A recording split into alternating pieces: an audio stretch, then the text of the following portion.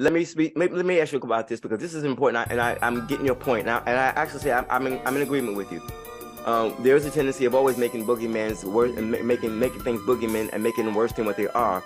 But also the problem is that you can also underestimate and and that also finding that fine line is not easy.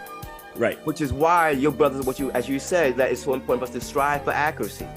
And also, not only being accuracy is a very important component, but you also have to have compassion for people enough to be willing to not use your accuracy as a battle axe and beat people up, rather than use it and use the wisdom of God to convey it in a way that it doesn't become a beat you in your head weapon.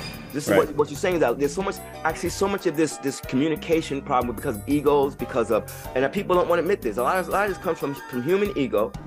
I'm Dr. So-and-so, or I have this following, or I'm nobody so-and-so, and I want to become somebody so-and-so. Whatever the case might be, they put the Christian charity on the shelf, and they get in the flesh when they're discussing this kind of stuff, and it goes nowhere.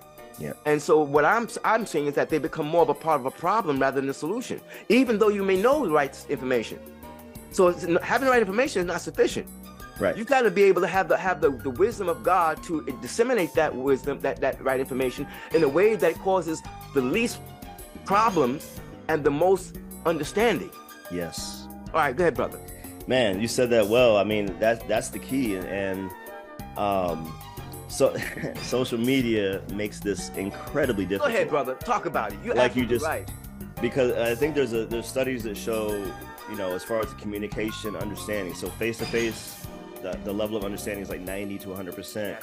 And then you go to text and email, and the level of even if you perfectly craft your email and message, somebody will misunderstand it and misconstrue it and throw it back at you in 90 ways.